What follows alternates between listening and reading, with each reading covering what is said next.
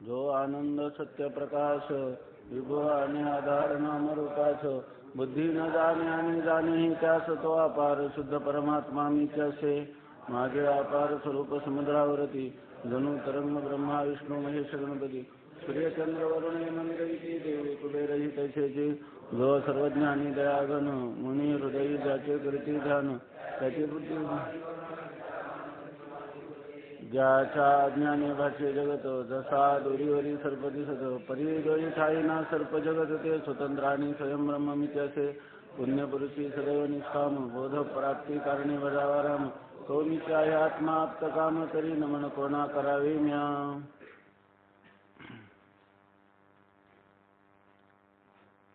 जो आनंद सत्य प्रकाश विभू आणि आधार नामरूपास बुद्धी न जाणे आणि जाणेही त्यास तो अपार शुद्ध परमात्मा मीच असे.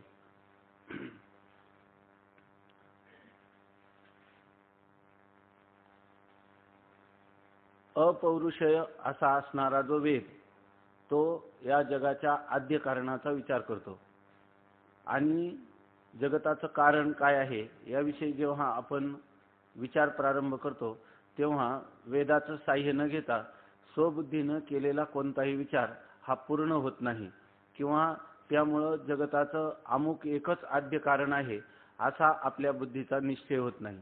आणि जरी त्या बुद्धीचा निश्चय झाला तरी सुद्धा तो निश्चय सत्य असत नाही. त्याचं कारण मनुष्याच्या बुद्धीमध्ये भ्रम प्रमाद करणा-पाठव आणि विप्रलिप्सा हे दोष असतात. म्हणून आपल्याला जर जगताच्या आद्य कारणाचं यथार्थ म्हणजे वास्तव ज्ञान करून घ्यायचं असेल तर त्याला वेदा वाचून दुसरा उपाय नाही. तर त्या वेदाने जेव्हा जगताच्या आद्य कारण असणारा परमात्मा असं निरूपण केलेलं आहे तेव्हा त्या परमात्म्याचं स्वरूप काय आहे तर तो परमात्मा सत्स्वरूप चित्स्वरूप आनंद स्वरूप विभू जगताच्या नामरूपाचं अधिष्ठान आणि बुद्धीला अगम्य म्हणजे बुद्धीला जाणण्याचा विषय न होणारा आणि बुद्धीला जाणण्याचा विषय होणारा अशा प्रकारचं त्याचं परोक्ष ज्ञान होतं. आता केवळ ह्या परोक्ष ज्ञानाने मनुष्य जीवनाची कृतार्थता होत नाही. त्यासाठी त्याचं अपरोक्ष ज्ञान झालं पाहिजे प्रत्यक्ष ज्ञान झालं पाहिजे. तळहातावरील वाटोळा डोलत देखिजे आवळा तैसे ज्ञान आम्ही डोळा दाविले तुझं. तळहातावर घेतलेला आवळा जसा आपल्याला स्पष्ट दिसतो त्याप्रमाणे त्या ब्रह्माचं आपल्याला स्पष्ट दर्शन झालं पाहिजे. आणि त्या स्पष्ट दर्शनाचं स्वरूप आहे की त्याच्या ठिकाणी घटपट असा दृश्य तो नाही. कारण जे दृश्य असतं ते विनाश्य असतं, जे उत्पन्न झालेलं असतं ते नष्ट होणारं असतं.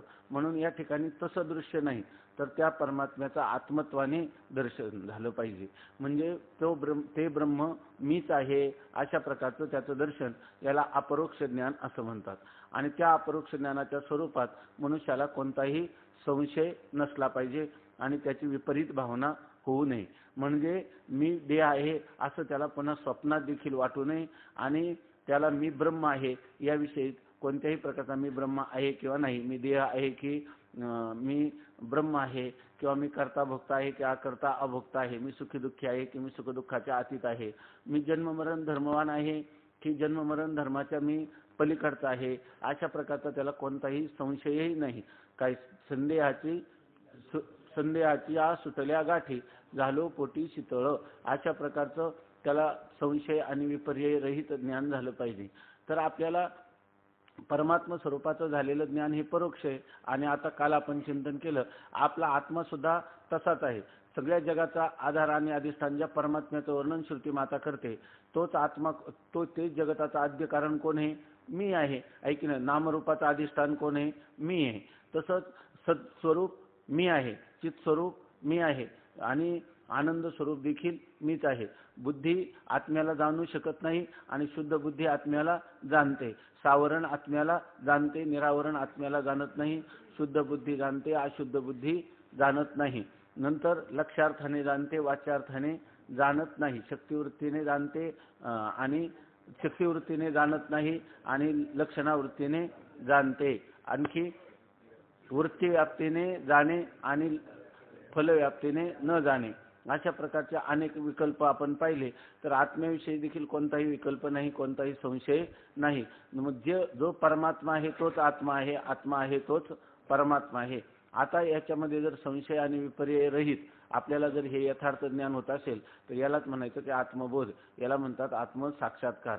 आणि हा आत्मसाक्षात्काराचं स्वरूप आहे तो अपार शुद्ध परमात्मा मीच असे. अशा प्रकाराने त्या परमात्मा हे माझं स्वरूप आहे असं जर त्याचा निश्चय झाला तर बुद्धिनिश्चय आत्मज्ञान ब्रह्मरूप भावी आपण ब्रह्मनिष्ठा राखे पूर्ण तत्परायण अहर्निशी. हे ज्ञान झाल्यानंतर काय बुद्धिनिश्चय आत्मज्ञान याच्यामध्ये काही करायचंय का, काही भावना करायची का?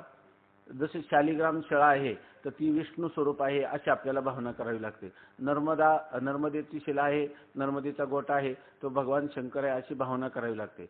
या ठिकाणी परमात्माच आत्मा आहे, आत्माच परमात्मा आहे अशी भावना करायची की आहेच आहे, तो आहेच आहे की नाही. त्याच्यामध्ये कोणती भावना करायची नाही. फक्त काय बुद्धीचा निश्चय की जसा मी देह आहे असा अज्ञानी माणसाचा निश्चय असतो तसा ज्ञानवानाचा निश्चय काय, मी म्हणजे ब्रह्मच आहे अशा प्रकारचा निश्चय. त्याला काय म्हणतात दृढ निश्चय आणि त्यालाच म्हणतात दृढ अपरोक्ष ज्ञान. बुद्धी निश्चय आत्मज्ञान ब्रह्मरूप भावी आपण ते ब्रह्म मीच आहे. आता त्यानंतर जे काही आपल्या अंतःकरण आहे त्या अंतःकरण ब्रह्मस्वरूपाच्या ठिकाणी नित्य निरंतर स्थिर करण्याचा अभ्यास करायचा. ब्रह्मनिष्ठा राखे पूर्ण आणि तत्परायण अहर्निशी तेच सर्वात श्रेष्ठ आहे. त्याच्यापेक्षा अंतःकरणाची वृत्ती आपल्या अधिष्ठान चैतन्य असणारं जे ब्रह्म त्या ब्रह्मस्वरूपाच्या ठिकाणी तिचा लय करणं याच्यापेक्षा दुसरं जगामध्ये श्रेष्ठ प्राप्तव्य काही नाही आणि इतकं फलप्रद दुसरं काही नाही. म्हणून त्याच्याच ठिकाणी अंतःकरणाची वृत्ती स्थिर करणं, कायमची स्थिर करणं याला म्हणतात की ब्रह्मनिष्ठा. आणि असं तत्परायणता ते सर्वात श्रेष्ठ आहे हे जाणून जर आपल्या अंतःकरणवृत्ती कायमची सदाची त्याच्या ठिकाणी लीन राहील तर यालाच म्हणतात की वेदांत तत्वज्ञानाची फलीभूत अवस्था प्राप्त होणं, जीवनमुक्त अवस्था प्राप्त होणं. तर अशा प्रकाराने ही गोष्ट जी आहे तर ही गोष्ट आपण अनुमानाने पाहिली काल की सगळ्या अवस्था येणाऱ्या जाणाऱ्या आहेत, आहे की नाही. देह सुद्धा येणारे जाणारे आहेत, पंचकोश येणारे जाणारे आहेत आणि आत्मा मात्र एकरूप आहे. आणि तसा तिकडं परमात्मा सुद्धा एकरूपच आहे. मग तो परमात्मा आणि आत्मा यांचं ऐक्य आहे. पण ऐक्य आहे हे कशावरून आपण पुन्हा अनुमानाने करायचं का श्रुतीनं सांगितलं पाहिजे? मग श्रुतीनं सांगितलं का? श्रुतीनं तर फक्त परमात्मा जो काय आनंद सत्य प्रकाश विभव आणि आधार नामरूपास जो काय बुद्धी न जाणे आणि जाणे हे त्यास तो अपार शुद्ध परमात्मा असं सांगितलं. तो परमात्माच आत्मा आहे असं सांगितलं का? असंच सांगितलं? असं कुठं सांगितलं? हा मीचे असे हे नाही, श्रुतीनं कुठं सांगितलं? आपण विचार केला ना, तत्वमसी आहे की नाही. तत् म्हणजे कोण? परमात्मा. आणि तो म्हणजे आत्मा. आणि तत्वम तो आत्मा आणि परमात्मा अशी म्हणजे तू असणारा जो आत्मा आहे तोच परमात्मा आहे अशी शब्दाने काय सांगितलं? त्या दोघांचं ऐक्य सांगितलं. म्हणजे आपण जेव्हा मीच परमात्मा आहे हा आपण केलेला निश्चय अनुमानाने केलेला निश्चय आहे का श्रुतीवरून केलेला निश्चय आहे? श्रद्धावान लभते ज्ञानम. श्रुतीनं सांगितलं म्हणून आम्ही म्हणतो की आत्माच परमात्मा आणि परमात्माच आत्मा. आता हे झालेलं ज्ञान हे मीच परमात्मा आहे हे जे ज्ञान आहे हे प्रत्यक्ष ज्ञान आहे की परोक्ष ज्ञान आहे? प्रत्यक्ष ज्ञान. मग आपल्याला श्रुती वचनाचं हे श्रुतीचं जे महावाक्य आहे त्या महावाक्यावरून होणारं ज्ञान कोणतं झालं? आता परोक्ष झालं का अपरोक्ष झालं? अपरोक्ष झालं. याच्याविषयी काही नाही ना. श्रुती वचनाने आपल्याला कोणतं ज्ञान झालं? अपरोक्षच ज्ञान झालं. अपरोक्ष झालं का अपरोक्षच झालं? ज्यांनी हे चिंतन केलं त्यांना झालं का आपल्यालाच झालं? बाकीच्यांना नाही झालं. याच्यामध्ये जर त्यांनी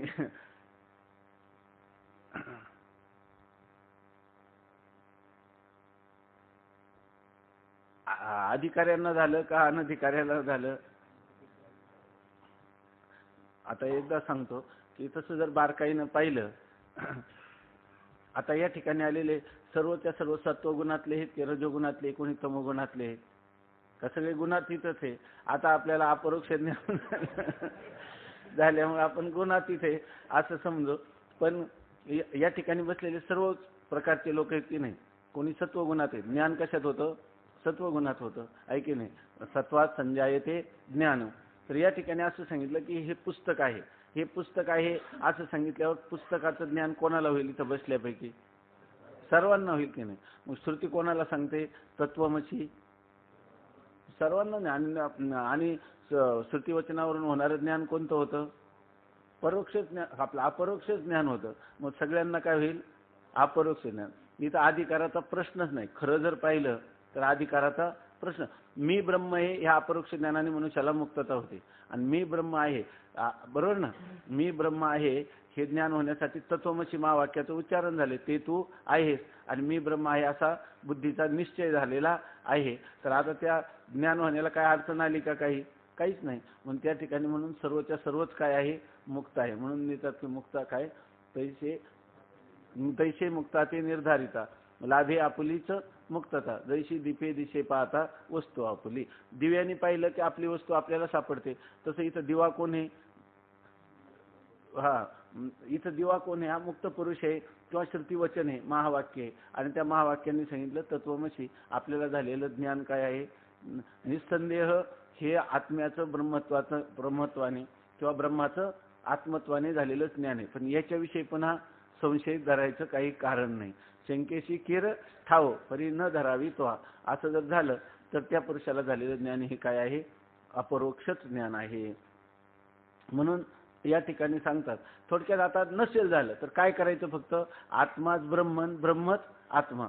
ओतप्रोत जसं त्या वस्त्रामध्ये आडवे उभे धागे असतात तसंच इकडं त्या हातमागावर, तसं ते स्वामी महाराज सांगायचे, तसं ब्रह्माकडून कुठं जायचं? ब्रह्म माझ्याहून भिन्न नाही, आहे की नाही? ब्रह्म व्यापक आहे. ते व्यापक ब्रह्मच कोण आहे? मी. मला मी वाटतो परिच्छिन्न, आहे की नाही? पण परिच्छिन्न वाटतो, पण जर ब्रह्मच मी झालं तर मी परिच्छिन्न राहील का? आता राहणार नाही. पण मला काय वाटतं? ब्रह्म माझ्याहून भिन्न नाही. पण ब्रह्मच जर मी आहे, मीच जर ब्रह्म आहे, मीच माझं मला अपरोक्ष आहे की नाही? ब्रह्माचं काय आहे? परोक्ष.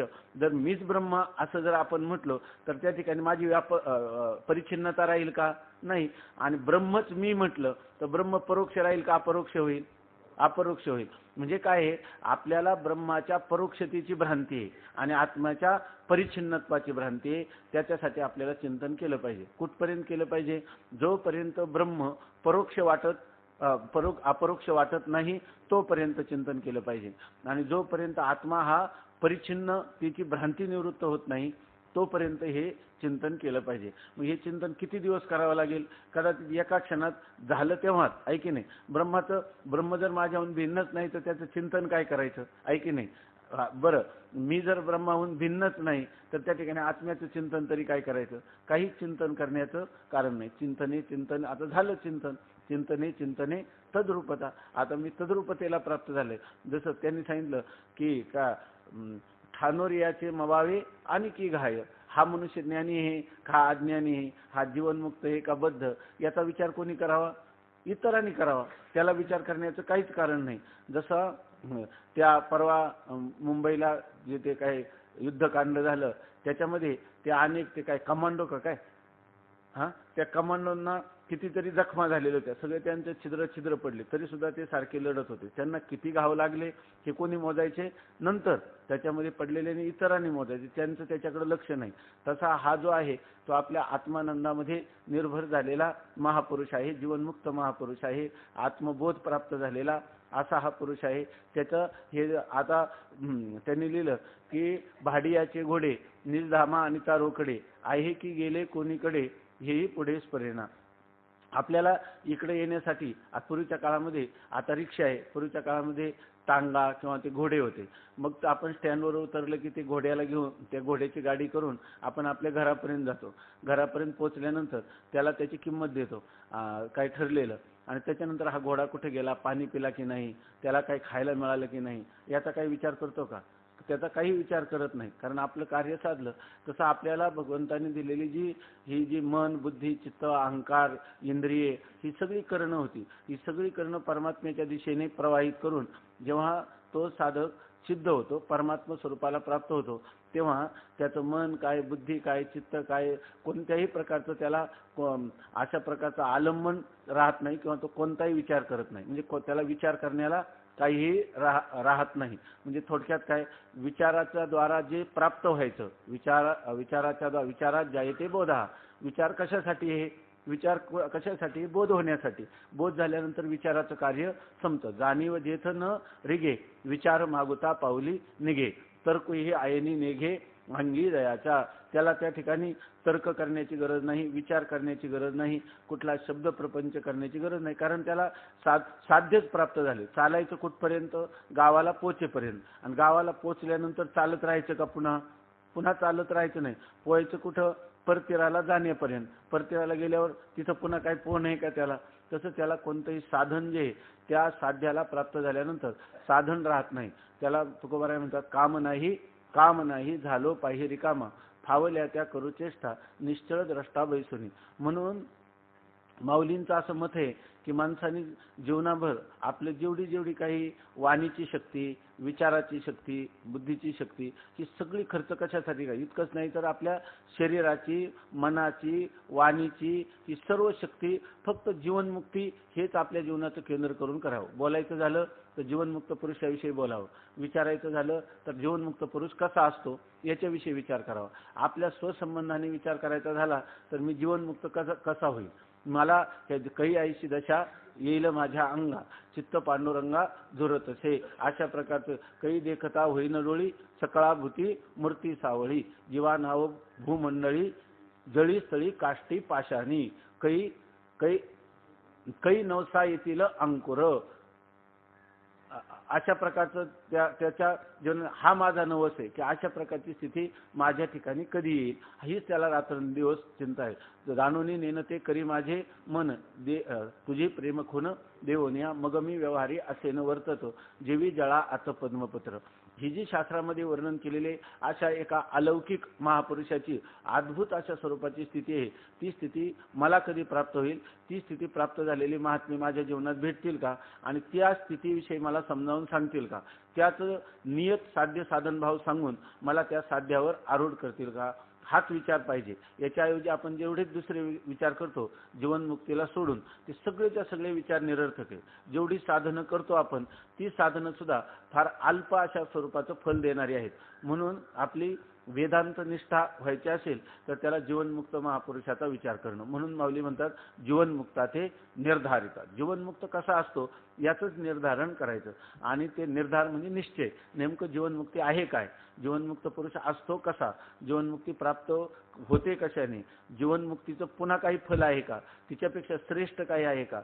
या प्रकारचा जो विचार आहे हाच विचार जीवनामध्ये आपल्याला खऱ्या फलद्रुपतेकडे नेतो. म्हणून या ठिकाणी हे मंगलाचरण जे आहे ते मंगलाचरण तो शुद्ध परमात्मा मीच असे असं सांगतात. मीच असे म्हणजे त्याचं जो काही परमात्मा परोक्ष आहे तो अपरोक्ष रीतीने त्याचा आत्मत्वाने साक्षात्कार झाला. असं झाल्यानंतर असा जो महापुरुष आहे त्या महापुरुषाचं जे काही जीवनमान आहे असं काही नाही का याला ज्ञान झालं की याचा देह पडतो असं काही नाही.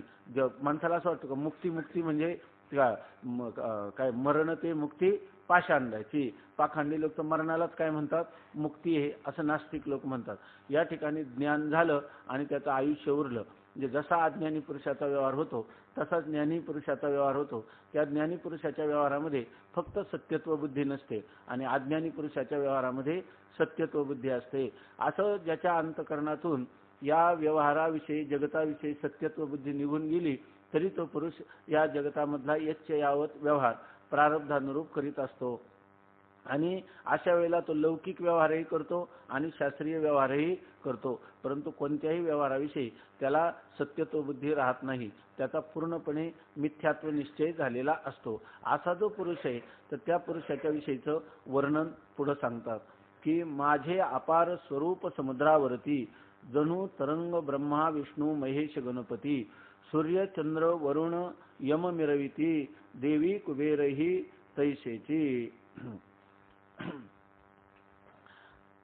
आता असा पुरुष, कारण काय आहे, जर ज्ञान झालं आणि जर मनुष्य त्याचं आयुष्य संपलं तर होईल काय? कोणीही ज्ञान करून घेण्याला प्रवृत्त होणार नाही. कारण जर थंडी तापाने मरतात, कोणी कॉलरेने मरतात, आपण नेहमी चिंतन करतो की आहे की नाही. आणि जर कोणी हा मनुष्य का गेलो मुक्त झाला तर म्हणजे त्याला ज्ञान झालं, ज्ञानहून मुक्त झाला म्हणजे काय झालं, तो मरण पावला. तर कोणीतरी ज्ञान करून घ्यायला प्रवृत्त होईल का?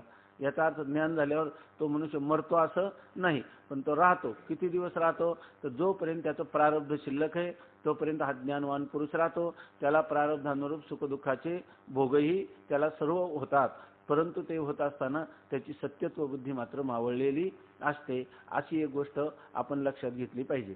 आणि असा जो पुरुष आहे त्या पुरुषाला जगातले लोक जे भक्ती करतात, अनेक प्रकारच्या असणाऱ्या देवता, त्या देवतांची तो भक्ती करतो. आता लोक अनेक देवतांची भक्ती करतात, तेव्हा खरं तर असं आहे की एकच एक परमात्माच आहे, परमात्म्या वाचून दुसरं कोणीच नाही.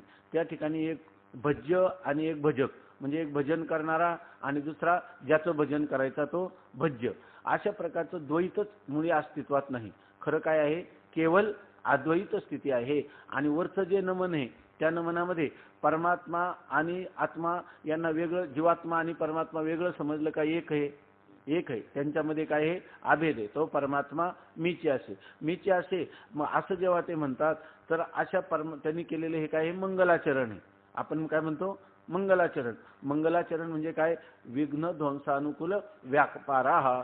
आपल्याला आपण आरंभिलेले जे कार्य आहे त्या कार्यामध्ये कोणत्याही प्रकारचा प्रतिबंध येऊ नये म्हणून हे शिष्टांनी आचरलेलं किंवा शिष्टाचाराला अनुसरून हे मंगलाचरण केलं. पण मंगलाचरण करताना जगताचा असणारा नियंता जो कोणी परमात्मा, त्याला वेगळेपणाने वंदन केलं का अभेदाने वंदन केलं? अभेदाने वंदन केलं. वास्तविक जेणे हे विश्व निर्मिले, महर्षी देवाते संस्थापिले, 21 स्वर्गाते धरिले, सत्ता मात्रे आपुलिया, तो हा विठोबा निधान. ऐकिन ज्याचे ब्रह्मादिका ध्यान. म्हणजे संपूर्ण देवतांना वंदनीय असणारा जो ईश्वर, त्याला वंदन करायला पाहिजे होते की नाही. तो एक ईश्वर जो आहे तर तो काय आहे, सर्वांचा स्वामी, सर्वांचा आधिपत्य करणारा, सर्वांचा आद्य कारण अशा प्रकारचा असणारा ईश्वर आहे. त्या ईश्वराला वंदन करायला पाहिजे. आणि ईश्वराहून मी वेगळा आहे असं वंदन करायला पाहिजे. इथं वंदन कोणतं केलं, मी परमात्म्याहून वेगळा नाही अशा प्रकारचं वंदन केलं. तोची परमात्मा मीच असे. मग आपल्याला शंका येईल, अहो या वेदामध्ये जर पाहिलं तर वेदामध्ये असं काही कुठं दिसत नाही त्या परमात्मा मीच आहे अशा प्रकारचं मंगलाचरण नाही. तिथं तत्वमसी महावाक्य आहे. पण ह्या ज्या देवता आहेत त्या देवतांना वंदन करायला पाहिजे होतं. ते म्हणतात माझ्या स्वरूपाला वंदन केलं की सगळ्या देवतांना वंदन केल्यासारखंच आहे. जर मी आत्मा आहे, माझा आत्माच परमात्मा आहे असा जर आपल्याला बुद्धीचा निश्चय झाला तर खरं मी ब्रह्म आहे अशा प्रकारचं ज्ञान हे सगळ्यात मंगलात मंगल आहे. सर्व द्रव्य यज्ञाहुनी ज्ञान यज्ञ मोठा, अनुष्ठान करिता याचे भो होय खोटा. सर्व द्रव्यमयाद यज्ञात ज्ञान यज्ञ परंतप. ते सर्वं पार्थ ज्ञाने सर्वं कर्माखिलं पार्थ ज्ञाने परिसमाप्यते.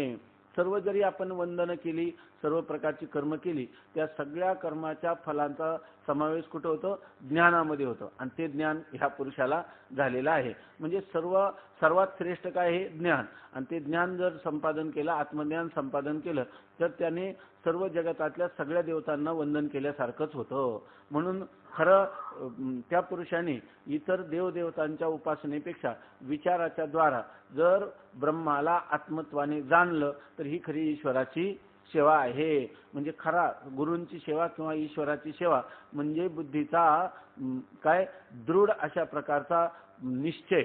कोणता निश्चय, तर ब्रह्मच आत्मा किंवा अहम ब्रह्मास्मी अशा प्रकारचा बुद्धीचा दृढ निश्चय ही खरी गुरूंची सेवा. किंवा स्वामी महाराज सांगायचे आभेद निश्चय ही खरी सेवा, आभेद निश्चय हे खरं भजन, आभेद निश्चय ही खरी भक्ती. अशा प्रकारचं या ठिकाणी त्याला जर विचारलं की का हो तुम्ही तर इतर देवतांची उपासना केली नाही, तुम्ही तर मीच परमात्मा आहे असं म्हणता, आहे की नाही. पण तुमच्याकडून मंगलाचरण म्हटल्यानंतर कोणत्या तरी इंद्रियांच्या अधिष्ठात्री देवता, जगताच्या अनेक असणाऱ्या अधिष्ठात्री देवता, वेदामध्ये अनेक देवतांचं वर्णन आलेलं आहे, त्यांना तर तुम्ही वंदन केलं नाही. तो म्हणतो की या ठिकाणी मी ह्या आत्म्याला वंदन केलं की सगळ्या देवतांनाच वंदन झालं. माझा आत्मा कसा आहे, विभू आहे का, माझा आत्मा परिचिन्न आहे, विभू आहे. मग मायेचं अधिष्ठान कोण आहे, माझा आत्मा. आणि अंतकरणाचं अधिष्ठान माझा आत्मा, का जगातला संपूर्ण जगताचंच अधिष्ठान माझा आत्मा, का संपूर्ण जगताच्या कारणाचं अधिष्ठान माझा आत्मा, का हे सगळे माझ्यावर अध्यस्तच आहे, का मीच मी आहे, मीच मी आहे. ऐक ना, दुसरा पदार्थच नाही. मग मी केलेलं जे वर्णन आहे, मला नमन आहे, ते कोणतं आहे? वस्तू निर्देश रूप मंगल आहे. जशी वस्तू आहे तसं तिला केलेलं काय आहे? वंदन आहे. जशी वस्तू सच्चिदानंद स्वरूप आहे की नाही, आणि तिच्याशी मी तादात्म्य भावाला प्राप्त झालो, तेच खरं मंगल आहे. आता तुम्ही म्हणाल की इतर देवतांचं काय? तर असं आहे, म्हणतात, माझे अपार स्वरूप समुद्रावरती जणू तरंग ब्रह्मा विष्णू महेश गणपती, सूर्य चंद्र वरुण यम मिरविती, देवी कुबेरही तैसेची. आता ज्या तुम्ही म्हणता की ब्रह्मा विष्णू आणि महेश, एक आहे ब्रह्मा आहे जगताच्या उत्पत्तीची देवता, विष्णू आहे जगताच्या स्थितीची देवता, महेश म्हणजे भगवान शंकर आहेत विश्वाच्या लयाची किंवा संहाराची देवता, महेश गणपती ही विघ्न संहाराची देवता, विघ्न नाशन करणारी देवता, किंवा कुठल्याही कार्याचा आरंभ केला तर ते सिद्धीला नेणारी देवता, सूर्य ही आहे नेत्राची अधिष्ठात्री देवता, चंद्र ही मनाची अधिष्ठात्री देवता, आणि वरुण हे काय आहे? म्हणजे ज्याला म्हणतो वर्षा, पाऊस, त्या पाऊस पाडणारी देवता, जलदेवता. नंतर यम हे मृत्यूची देवता. नंतर देवी ह्या सगळ्या जगताची उत्पत्तीची असणारी एक नियामक शक्ती परमात्म्याची, आणि कुबेर म्हणजे धनाची देवता. मग आम्ही काय करायला पाहिजे? जर कोणाला धन पाहिजे असेल तर कुबेराची उपासना केली पाहिजे. जर कोणाला मृत्यूपासून काही संरक्षण वगैरे पाहिजे असेल तर त्यांनी यमाची उपासना केली पाहिजे. अशा प्रकाराने अनेक देवदेवता वेदामध्ये प्रतिपादन केलेले आहेत, त्यामुळे त्यांची उपासना केली पाहिजे. ते म्हणतात असं आहे की मी जे काही माझ्या स्वरूपाचा निश्चय केला तो काय शुद्ध अपार परमात्मा मीच असे, तर अपार असणारा जो परमात्मा तो व्यापक आहे की नाही, आणि त्या व्यापक परमात्म्यावरच एक एक उपाधी आहे की नाही. ज्या वेळेला धनाची अधिष्ठात्री देवता आली, एकच व्यापक परमात्मा, त्याला उपाधी काय झाली? धन, आहे की नाही. धनाची अधिष्ठात्री देवता या रूपाने उपाधी झाली की त्याच परमात्म्याला कुबेर असं नाव झालं. जगताच्या उत्पत्तीपुरता व्यवहार आला तेवढीच उपाधी त्यांनी घेतली. म्हणजे कोणती? जगाची उत्पत्ती, याच्यासाठी रजोगुणाची उपाधी घेतली की मायेच्या रजोगुणाची उपाधी घेतली की त्याला ब्रह्मा असं नाव आलं. तमोगुणाची उपाधी घेतली की महेश असं नाव आलं. त्याला सत्वगुणाची उपाधी घेतली की त्याला विष्णू असं नाव आलं. मग खरं सांगा की त्या ज्या उपाधी नित्य असते त्या उपाधी ही मिथ्या असते? उपाधी मिथ्या असते. आणि जर उपाधी जी मिथ्या आहे ती स्वरूपाला सोडून स्वतंत्र असते का? माऊलीने दिलं, जळावरील तरंगू जरी धाविनला सवेगू नाही भूमी भागू क्रमीला तेने. जळावरचा तरंग किती जरी पळाला जमिनीला सोडून कुठं जाईल का? तसं जर आपण आता पाहिले, हे जरी जीव असो देव असो देवता असो, ह्या सगळ्या त्या परमात्मा स्वरूपावर कल्पित आहेत ना. मग कल्पित वस्तूला स्वतंत्र सत्ता नसते. रज्जूवर भासलेला सर्प, रज्जूवर भासलेली पुष्पमाला, दंड, जलधारा, याला रज्जू वाचून दुसरं स्वतंत्र सत्ता आहे का? रज्जू नसला तरी हे भासतील तरी का? अशा प्रकारे बरं जेव्हा भासतात तेव्हा तरी असतात का? का रज्जूच त्यांच्या रूपाने भासत असतो? ऐके नाही. काही मोठ्या लाटा असतात, काही लहान लाटा असतात, ऐके नाही. सगळ्या लाटा पाण्याला सोडून असतात का? पाण्या वाचून स्वतंत्र असतात का? ऐके नाही. जेव्हा लाटा असं आपण म्हणतो तेव्हा फक्त लाट असं वाणीत नावच असतं का? खरोखर लाट नावाचा काही पदार्थच असतो पाण्याला सोडून का? पाणीच असतं. पाणीच वाऱ्याच्या रूपाने त्याला तरंग भावाला प्राप्त झाला असं म्हणतो. आणि जेव्हा तरंग झाला तेव्हा सुद्धा त्या ठिकाणी खऱ्या अर्थाने पाणीच आहे का दुसरं काय आहे का? पाण्यालाच आपण तरंग म्हणतो का? रज्जूला सर्प म्हणतो का? शुक्तीलाच रजत म्हणतो, स्थानूलाच पुरुष म्हणतो, असं म्हणतो का? असंच आहे, असंच आहे. मग जेव्हा आपण पुरुष म्हणतो तेव्हा स्थानूच असतो, आणि रजत म्हणतो तेव्हा शुक्तीच असते, आणि सर्प म्हणतो तेव्हा रज्जूच असतो. आणि जेव्हा ज्ञान नसतं तेव्हा मात्र सर्प असतो का? तेव्हाही सर्प नसतोच. आणि जेव्हा ज्ञान होतं शुक्तीचं तेव्हा शिंपलं नसतं का? आपलं रजत नसतं का? अगोदरही नसतं. मग रजत नावाचा पदार्थ आहे तरी काय? तो फक्त आपल्या वाणीतच आहे का? वस्तू स्थितीनं आहे का? वस्तुस्थितीनं पाणीच आहे वस्तुस्थितीनं रज्जूच आहे, वस्तुस्थितीनं पाणीच आहे, वस्तुस्थितीनं स्थाणूच आहे की नाही. अशी जशी स्थिती आहे त्याचप्रमाणे ह्या ज्या काही सूर्य, चंद्र, वरुण, यम ह्या ज्या देवता आहेत तर त्या देवता उपाधीमुळे झालेल्या आहेत. मोठी लाट, लहान लाट जशी पाण्याहून वेगळी नाही तसं ब्रह्मा असो, विष्णू असो, गणेश असो हे सर्व जे आहेत ते माझ्या स्वरूपावरचे तरंग आहेत. म्हणजे ते केवळ उपाधीमुळं आहेत किंवा त्याला म्हणतात वाचारंभणम विकारो नामधेयम मृत्तिकेत्येव सत्यम. मातीची बनलेली भांडी आहेत, एक घट आहे, शराव आहे, परळ आहे, रांजण आहे, वेगवेगळी नावं असली तर त्याच्यामध्ये माती वाचून दुसरा काही पदार्थ आहे का? नाही. तर अगोदर काय होती? माती. नंतर काय आहे? माती. आणि आता तरी काय आहे? माती. आपण फक्त हात लावतो मातीला आणि म्हणतो हा घट आहे की नाही. वास्तविक त्याच्यामध्ये मृत्तिके वाचून दुसरं काय आहे का? मृत्तिका इत्येव सत्यम. त्या ठिकाणी वाचारंभणम विकारो नामधेयम. फक्त वाणीत बोलण्याचे खरे जर पाहिलं तर ते मातीच आहे. त्याप्रमाणे जे जे काही आहे ते सर्वम खल्विदम ब्रह्म. सर्वच्या सर्व केवळ परमात्माच आहे आणि त्या परमात्म्याला उपाधी भेदाने आलेली नावं आहेत, याच्या व्यतिरिक्त काही नाही. दुसरं आता एकच असणारी स्त्री आहे आणि तिला कोण काय म्हणतं? ही माझी आई, कोणी म्हणतं बहीण, कोणी पत्नी, या अशा प्रकारे जी नाती. वास्तविक स्त्रीपिंड एकच आहे की नाही त्याच्यामध्ये. तसा एकच असणारा जो परमात्मा तो आपल्या कल्पनेने या ठिकाणी त्याला वेगवेगळी दिलेली नावं आहेत. अशा प्रकारचं जीव शिव दोन्ही हरिरूपी तरंग सिंधू तो अभंग नेने हरी. समुद्र जो आहे तो समुद्राच्या ठिकाणी अभंग स्वरूपाचा आहे आणि त्या ठिकाणी जीव आणि शिव एक मोठा तरंग आहे आणि एक लहान तरंग आहे. एक माया उपाधीमुळं शिव झाला आणि एक अविद्या किंवा अंतकरण उपाधीमुळं काय झाला? जीव झाला. परंतु दोन्ही जरी पाहिलं तर जीव आणि शिव हा जो भेद आहे तो उपाधीमध्ये आहे. उपाधी कल्पित आहे आणि त्यांच्यामधला भेद सुद्धा कल्पित आहे. म्हणजे कल्पित भेद आहे आणि वास्तव अभेद आहे. मग जे लोकांना भीती वाटते की अहो यांनी मंगल केलं आणि कोणाला केलं? हे आपल्या आत्मस्वरूपालाच केलं. पण आत्मस्वरूपावरच सगळं कल्पित आहे. तेव्हा कल्पित असणाऱ्या सर्व देवतांना वंदन केल्यासारखं झालं की नाही? कारण का? मी आहे अथांग असा त्याला म्हणतात चिदांबोध म्हणजे चैतन्य समुद्र आणि त्या चैतन्य समुद्रावरच या ठिकाणी माया किंवा अंतकरण अविद्या यांच्याद्वारा हे जीव आणि शिव तरंग झालेले आहेत. तेच आहेत का सर्व देवता ह्या माझ्या स्वरूपावरच्या तरंग आहेत?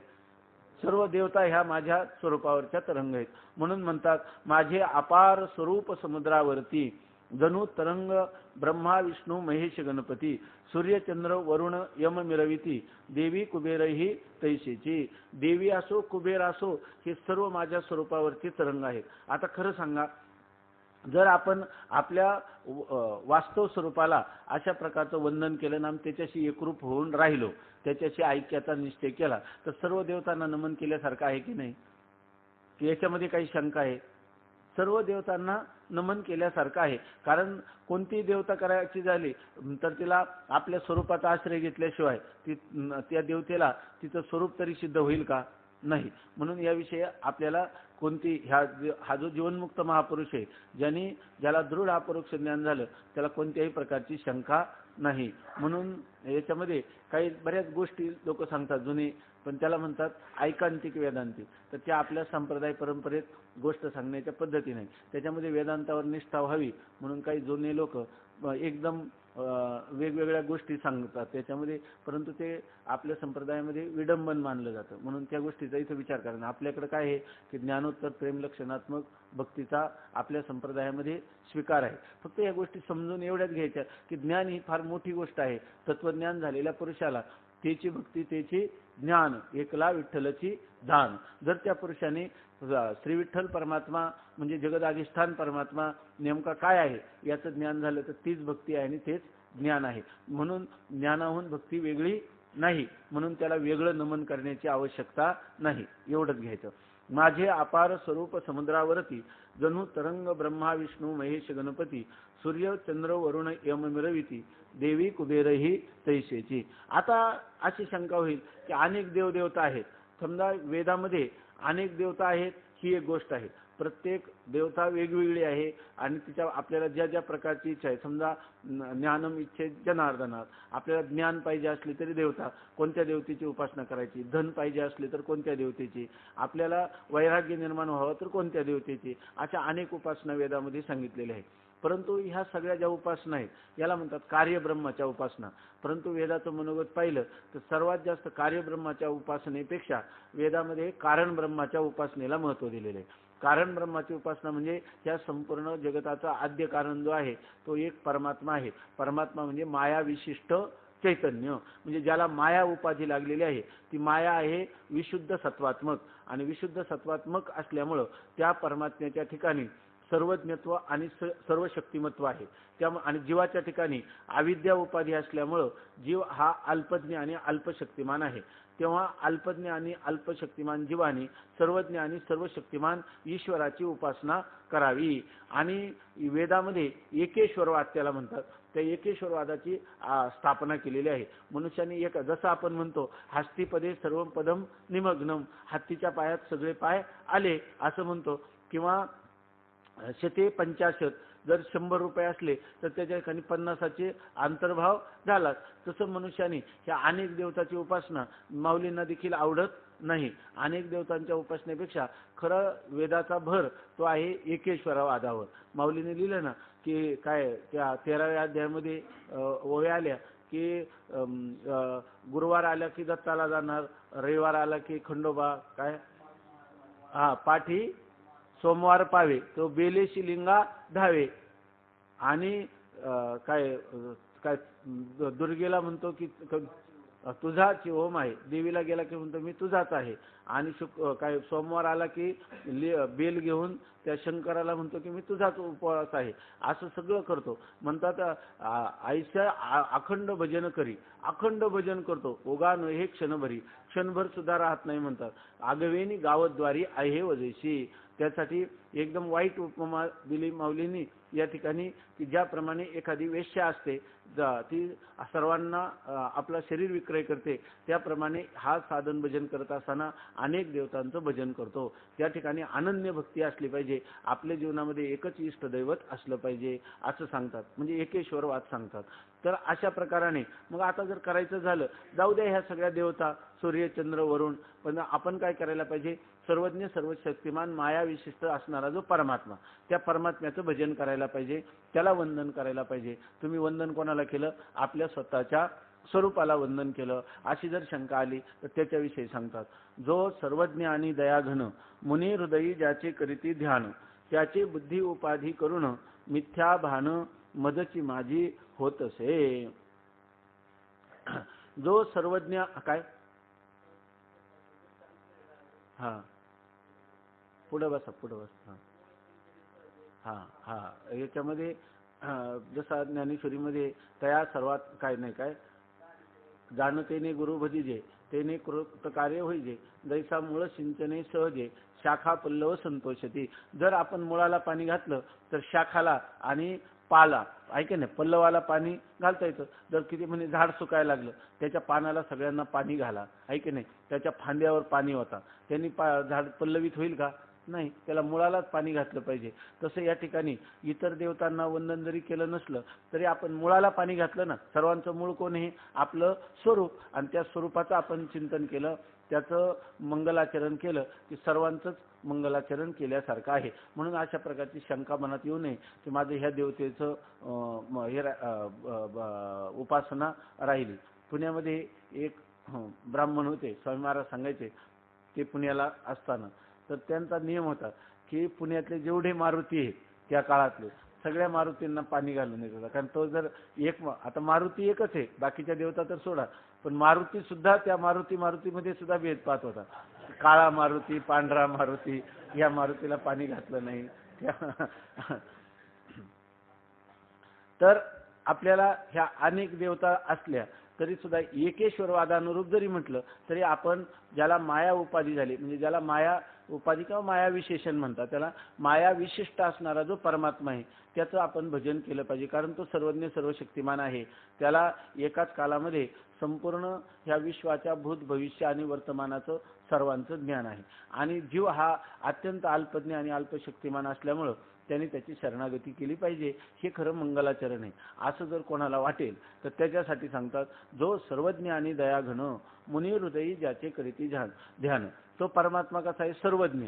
सर्वज्ञ म्हणजे एकाच वेळेला तो काय करतो? भूत भविष्य वर्तमान आणि सर्व प्राणीमात्रांची कर्म, त्या कर्माची फलं, त्या कर्माचा विभाग सर्व परमात्मा जाणतो. आणि तो कसा आहे? पुन्हा परमात्मा हा दयाघन आहे.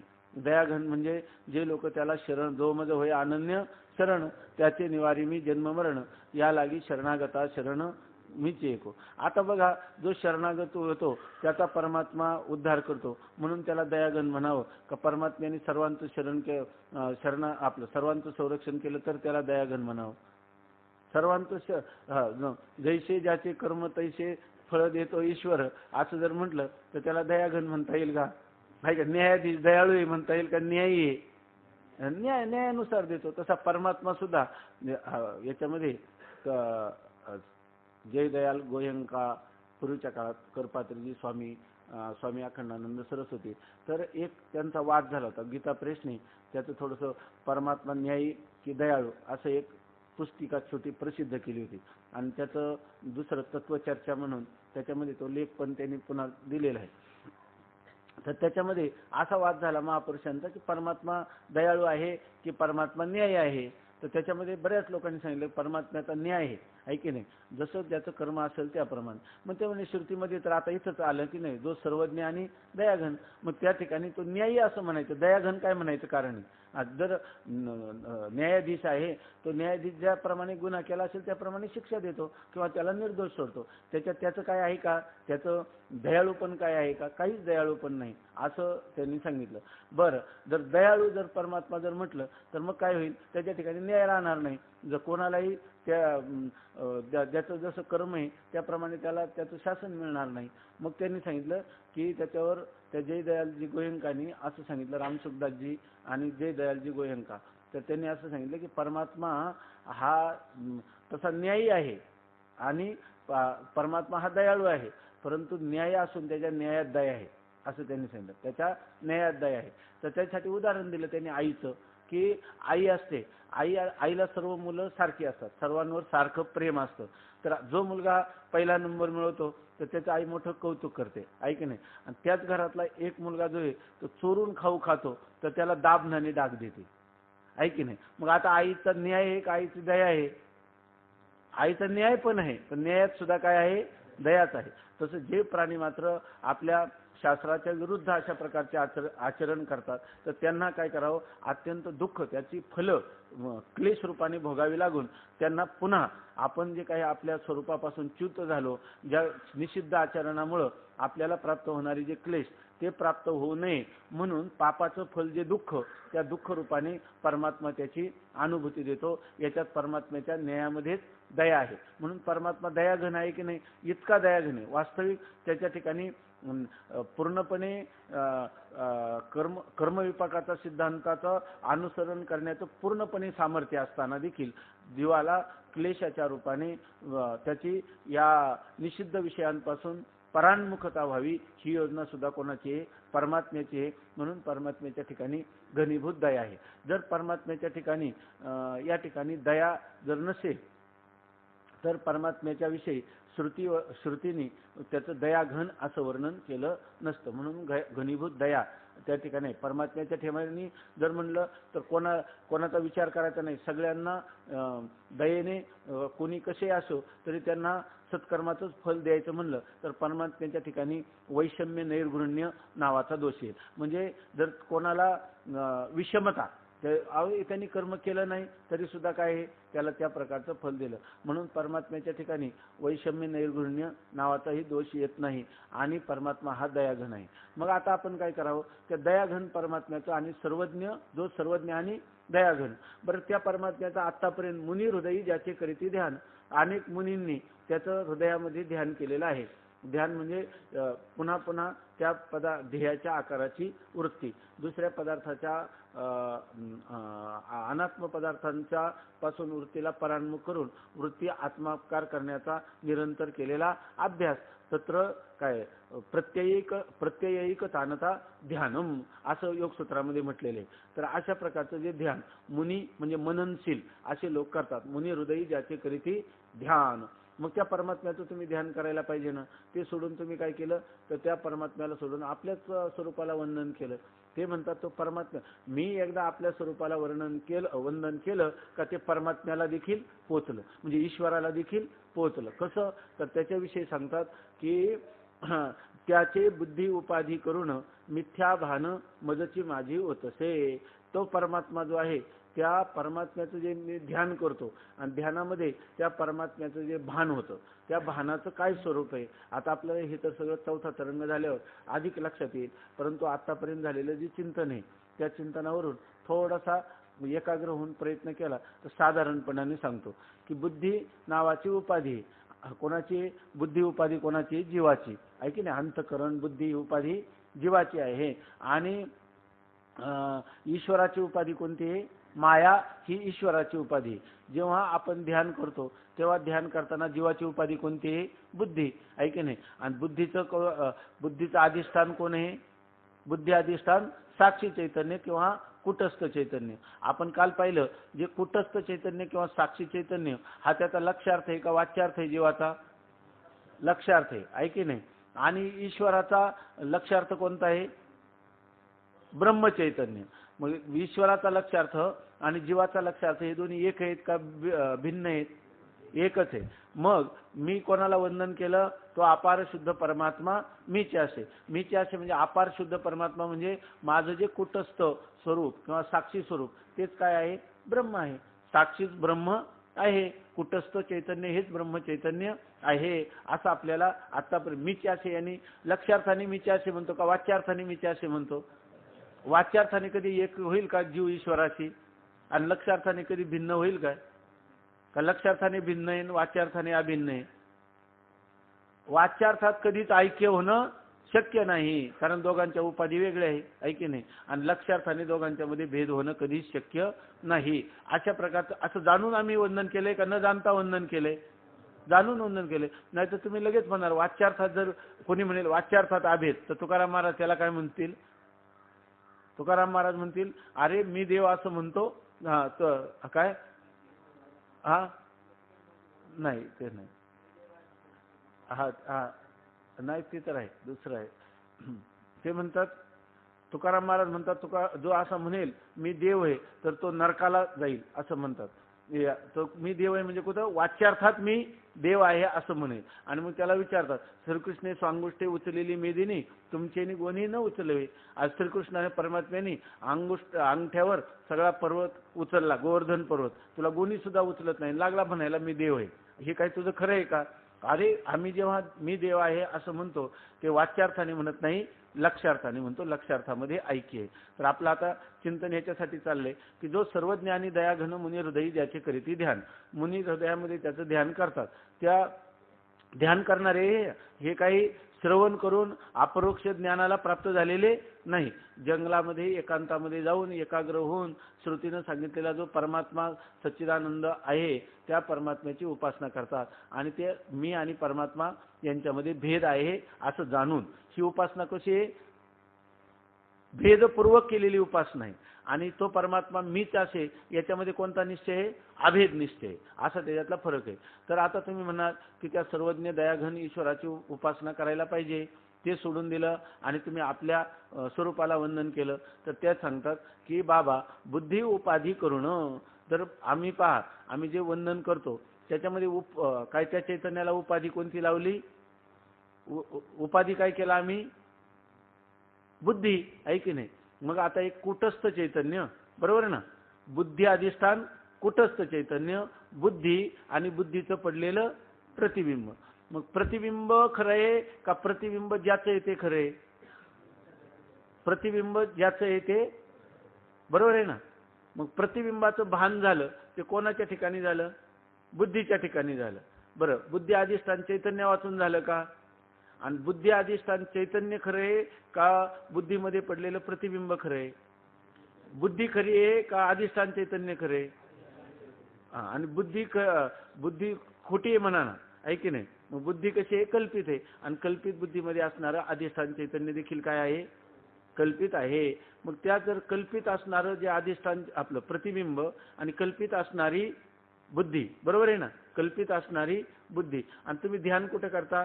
बुद्धीच्या ठिकाणी, अंतःकरणाच्या ठिकाणी.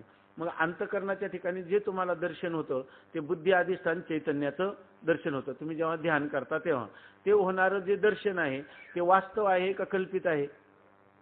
तुम्ही पाहता प्रतिबिंबाला का बिंबाला?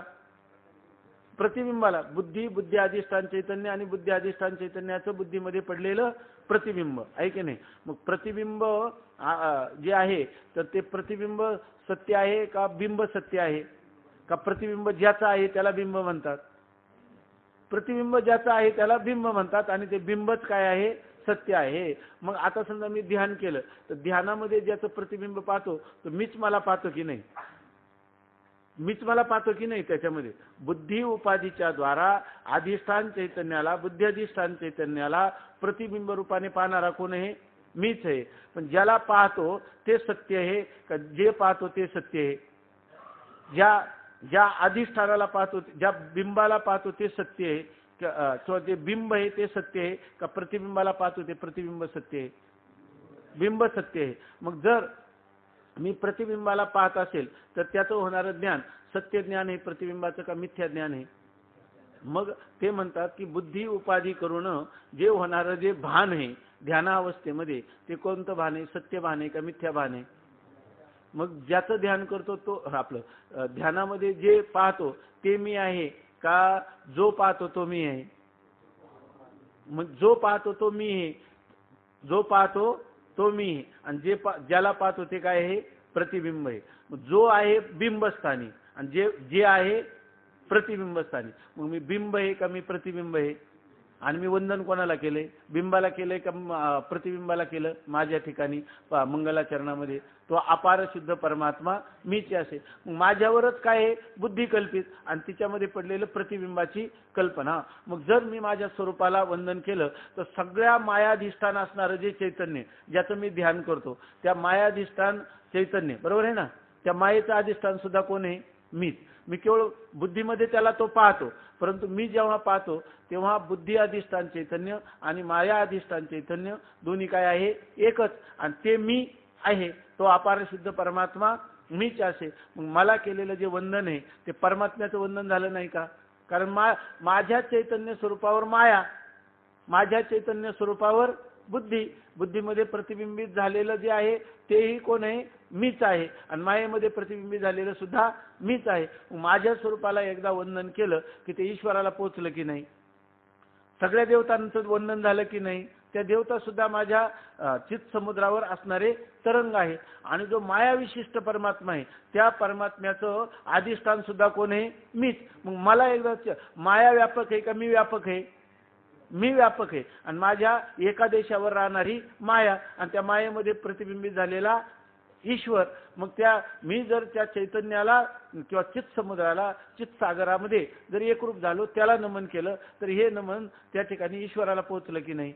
म्हणून मी ईश्वराला वंदन केलं नाही अशा प्रकारची शंका घेण्याचं काही कारण नाही. आता आपलं हे मंगलाचरण झाल्यावर पुन्हा एकदा आपण त्याचं थोडं पाहू. पण साधारणपणे इतर देवदेवतांना नमस्कार म्हणून तुकाराम महाराज जेव्हा म्हणतात ना, चेंदरी हेंदरी दैवते कोण पूजिते, भूते खेते आपल्या पोटाजी रडते, याचा अर्थ त्या देवतांची निंदा करण्यात तात्पर्य नाही.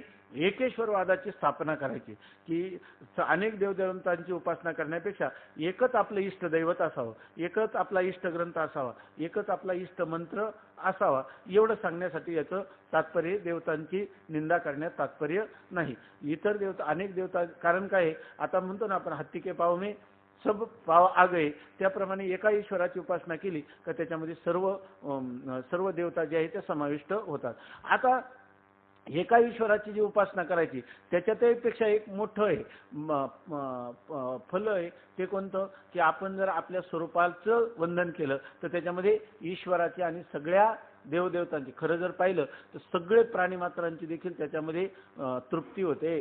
सगळ्यात प्राणीमात्रांना वंदन केल्यासारखं होतं. जगात परमात्माशिवाय दुसरी वस्तू नाही आणि त्या एकरूप असणाऱ्या परमात्म्याशी आपण जर समरस झालं, त्याच्याशी तद्रूप झालं तर संपूर्ण ईश्वराला आणि संपूर्ण देवी देवतांना वंदन केल्यासारखं होतं. म्हणून या ठिकाणी सांगतात, जो सर्वज्ञ आणि दयाघन मुनी हृदयी ज्याचे करीती ध्यान. कोणी म्हणेल की जो दयाघन आणि सर्वज्ञ परमात्मा की ज्याचं मुनी हृदयामध्ये ध्यान करतात त्यांना तर तुम्ही वंदन केलं नाही, तर ते म्हणतात तो परमात्मा कुठे वेगळा राहिला. त्या मिथ्या काय त्याचे बुद्धी उपाधी करून मिथ्या भान मदची माझी होत असे. त्या परमात्म्याचं झालेलं कल्पित अशा प्रकारचं भान किंवा प्रतीती, ती प्रतीती सुद्धा कोणाची, माझ्याच आत्मस्वरूपाची आहे. मग माझ्या आत्मस्वरूपाला वर्णन केलं म्हणजे त्या ठिकाणी त्या कल्पित असणाऱ्या परमात्म्यालाही वंदन केलं नाही का. त्याच्यापासून मी वेगळा राहिलो किंवा तो परमात्मा हा माझ्यापासून वेगळा राहिला, तो आणि मी काय आहे, एकच आहे. त्यामुळे अशी शंका घ्यायला काही कारण नाही. जो सर्वज्ञ आणि दयाघन त्याची बुद्धी उपाधी करून मिथ्या काय मिथ्या भान मजची माझी होत असे. त्या परमात्म्याचं भानही कोणात, माझंच भान कुठं होतं, माझ्याच ठिकाणी. कधी बुद्धी नावाचा उपाधी केला तर. म्हणजे आता मी खरा बुद्धी अधिष्ठान चैतन्य का माया अधिष्ठान चैतन्य, दोन्ही पण, दोन्हींचं चैतन्य एकच आहे. त्याच्यामध्ये माया आणि बुद्धी ह्या उपाधी आहे, आहे की नाही. आणि मी जे वंदन केलं ते काय केलं, मूलभूत असणाऱ्या चैतन्य स्वरूपाला केलं. मग सर्वज्ञ आणि दयाघन असणाऱ्या परमात्म्याचं वंदन मी केलं नाही का, अर्थातच माझ्याकडून तेही मंगलाचरण झालं. म्हणजे अशा प्रकारचा दोष त्याच्यावर येत नाही. थोडक्यात काय आहे, हे जे मंगलाचरण आहे ना, मंगलाचरण ऐकूनच काही लोक म्हणतात, हे लोक फार मोठमोठ्या गोष्टी करतात, आम्ही ब्रह्म आहे आणि सकाळची खाल्लेली भाजी आठवत नाही, यांना दुसरं काही साधनाविषयी रुची नाही असं म्हणतात.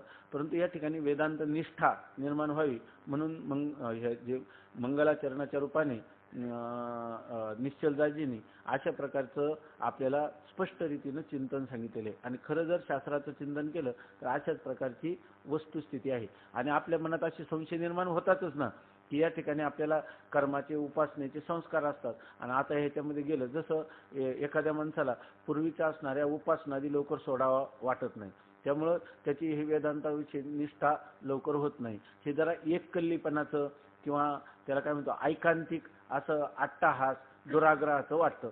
परंतु जर बारकाईनं विचार केला तर उपनिषद जी आहे मनुष्याला परिपूर्ण समाधानासाठी या बोधावर आरूढ करण्याचा प्रयत्न करतात. कधी ना कधी मनुष्याला असंच वाटतं, जसं आपल्याला भक्तीचं अंग आणि आपण चिंतन केलं तर आपल्याला सगळ्या ठिकाणी काय दिसायला लागतं, भक्तीचा सिद्धांत दिसायला लागतो. आणि जर आपण ह्या वेदांताचं चिंतन केलं तर सगळ्या ठिकाणी आपल्याला ह्या त्याला ऐक्यभाव आपण म्हणतो ते दिसायला लागतं. धुंना महाराजांची घडलेली गोष्ट सांगतो की एकदा महाराज मठामध्ये ज्ञानेश्वरी सांगत असताना, 5वा अध्याय सांगत, आपलं ज्ञानेश्वरी नाही गाथा सांगत असताना, अवघाचे आकार ग्रासेला काळे एकच निराळे हरीचे नाम असा विषय आला. आणि त्याच्यामध्ये महाराजांनी सगळा वेदांत सांगितला. काय, अवघाचे आकार ग्रासेला काळे, सगळं जे आहे ते मिथ्या आहे असं. पण तिथं तुकाराम महाराज काय म्हणतात, एकच निराळे हरीचे नाम, म्हणून हरीचं नाम मात्र याच्यापेक्षा वेगळं आहे. तिथे एक संन्यासी महात्मा बसले होते. तर ते संन्यासी महात्मा एकदम उठले आणि लगेच ते सांगायला लागले की काय, की लोकांची फसवणूक करतात. तुम्ही आतापर्यंत सांगितलं की यद दृश्यम तन नष्टम, हे सगळं जे आहे ते दृश्य आहे, जे काही उत्पाद्यम ते विनाश्यम आहे, जे सर्व प्रतीती मात्र आहे सत्ता असणारे सगळं मिथ्या आहे. असं तुम्ही 8 दिवस महाराज ते चिंतन सांगत होते. आणि आज कुठून काढलं एकच निराळे हरीचे नाम असं त्यांनी सांगितलं. त्यांनी पाठात प्रश्न केल्याबरोबर सगळे लोक काही उठले, काहींनी सांगितलं गप्प बसा. आता तो संन्यासी महात्मा होता. संन्यासी हा सर्व आश्रमांचं मूर्धस्थानी, महाराजांनी त्याचा आदर केला, म्हणजे त्याला काही म्हणू नका. काही लोक पार त्याच्या जवळ गेले, महाराजांनी सांगितलं त्यांना काही करू नका. त्यामुळे असं जर असलं तर मी उद्यापासून येणार नाही. नाही महाराज म्हणे तसं काही तुम्ही चिंता करू नका. त्याच्यानंतरही तो महात्मा येत राहिला. चातुर्मास्य संपत आलं होतं. पण त्याच्यानंतर दुसऱ्या दिवशी महाराजांनी असं सांगितलं प्रवचनामध्ये की तुम्ही त्याच्यावर रागावले वगैरे काही नाही. तो जेव्हा अशा प्रकारचं चिंतन करील तर त्याला हळूहळू याच्याविषयी शंका राहायची नाही, फक्त त्यांनी येत राहायचं. ऐकता ऐकता त्याला आपोआप हा सिद्धांत जो आहे तो सहज त्याच्या बुद्धीवर आरूढ होईल. म्हणून त्यांनी सांगताना त्यांची घडलेली गोष्ट कधी पूर्वीच्या काळातली सांगितली की ते म्हणे, एक काशीचा विद्वान की त्याला गीतेची ज्ञानेश्वरीची टीका ऐकावी वाटली, म्हणून तो इथं आला. आणि ज्ञानेश्वरीचं चिंतन करता करता गाथेचा पाठ सुरू होता. तर त्या गाथेच्या पाठामध्ये कोणतं नाव माझ्या लक्षात नाही, अभंग, तर नाम महात्म्य सांगणारा एक अभंग घेतला महाराजांनी आणि तो 4 महिने महाराजांनी तोच अभंग चालवला. तर त्याच्यामध्ये तो त्या पाठाला बसायला लागला संन्यासी महात्मा.